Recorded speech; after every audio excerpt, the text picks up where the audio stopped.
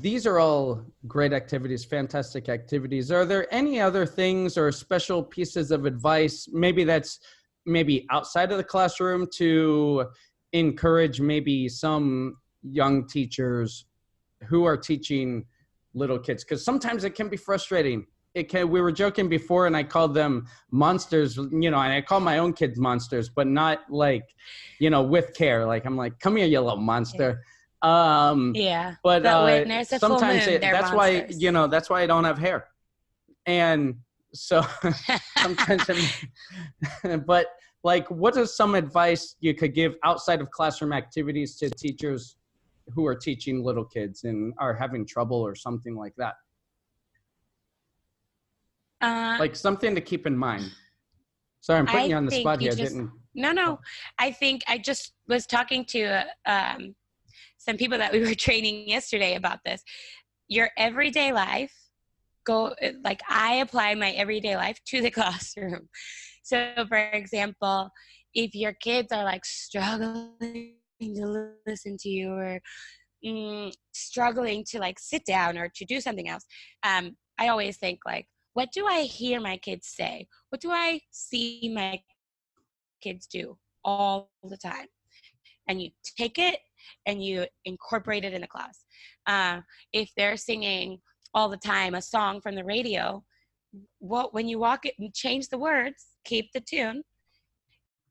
And if you're teaching about body parts, make all the vocabulary into the tune of the song. They will be how do you say, they will be entretenidos. Engaged. They will be engaged all the time. They will be engaged. They will remember. They will apply it. They'll go home singing the song. And I think, remember, this is hard to be, however old you are, and to be like in the world where this woman is just speaking like, but she's smiling at me. Is she happy? Like, I don't understand. Remember, put yourself in your kids' shoes. And I think that it's easy for people who live where they teach. If you're teaching a foreign language and you live in Korea, or you live in Italy, or you live here in Spain, like, it's easier for you because you understand the mental strain that's happening. So I feel like when you see your kids struggling, pause, take a second. Y'all want to play a game? And you just play a game, a paper, scissors, rock game versus each other for like 2 minutes at the time, or you guys play paper, scissors, rock in a circle, change partners. You can switch up your activities. Like if you have 3 days or 3 consecutive hours of book work, then change it up. Use a vocabulary, do a game like 4 corners, around the world, team competitions, things like that. And just let them be kids sometimes, and that's awesome. Ask them what they want to do. Yeah. That's awesome too. Ask them what they want to do. That's really a great piece of advice. After you've given, if you've done like a list of 7 activities that they know, for example, like 4 corners, swap the word, I don't know, the one that we played in after school, where you have to hop on the vocabulary word or the flashcard, and when you meet someone, play paper, scissors, rock, and you lose. Play that game. Play stand on your chair like your friend. Stand on your chair, ask them questions, type of things. And then you say, what do y'all want to do? Do you want to do this game, or this game? Again, goes to choices, but within your comfort zone, what you want them to do is my opinion. And I think awesome. We can maybe make a video one time of in the classroom of us demonstrating that jumping rock, scissors, paper game, because that will be better demonstrated. And now we can make a video and I'll post that up one time. Yeah. And I think so when our kids are going crazy and whatnot,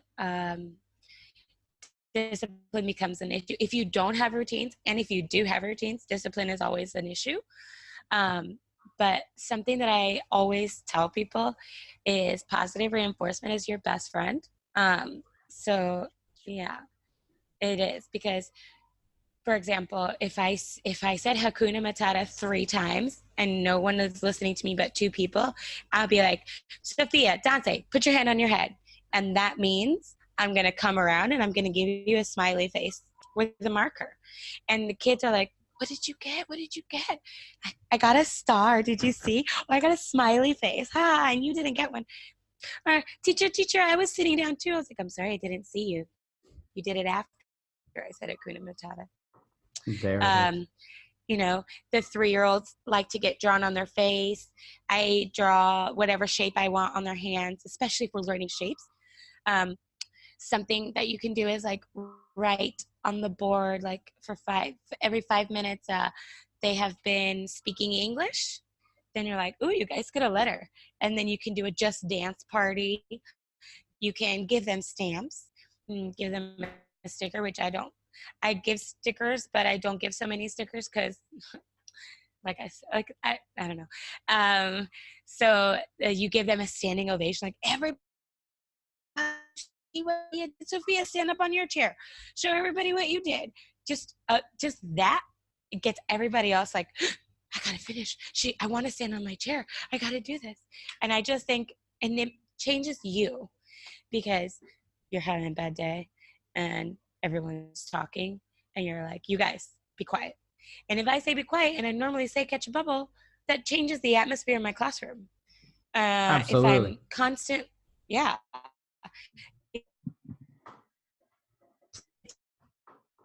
You sit down, that changes the atmosphere in the classroom. If someone is not sitting down and I say, oh my God, you are sitting down so perfectly, and I'm not looking at the guy who's like standing up, running around, and I'm like, oh, you are sitting down so perfectly, please put your hand on your head, I have to give you a star. Awesome. They're like, what? Somebody else is getting praise? You know, kids just want attention, awesome. Negative or positive, and you have to give them positive ones. So, in my opinion.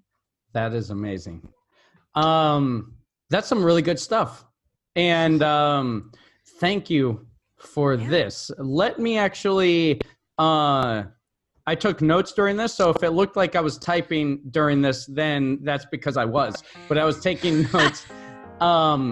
Hey guys, I'm sitting here with my daughter, Sophia. She's recording this. And I just want to thank you for watching this video. If you like it and you want to see another video like it, then right next to me, you can click another video for a fun lesson idea or a teaching tip.